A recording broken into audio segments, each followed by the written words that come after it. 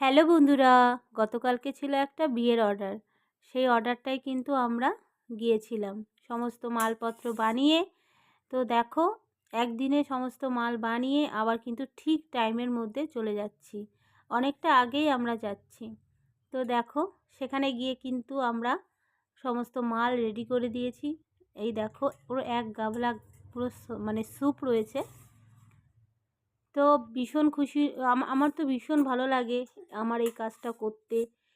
ভীষণই ভালো লাগে, কারণ এই ব্যবসাটা আমি বিয়ের আগে থেকে স্বপ্ন দেখতাম যে আমি মোমোর স্টল দেবো, মানে মোমোর ব্যবসা করব। সেটা হয়ে ওঠেনি।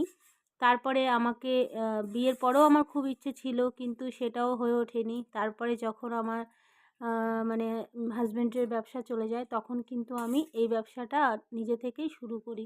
তো আমি নিজের মন থেকে নিজের ভালোবেসে এই ব্যবসাটা করি। আমার খুব খুব ভালো লাগে।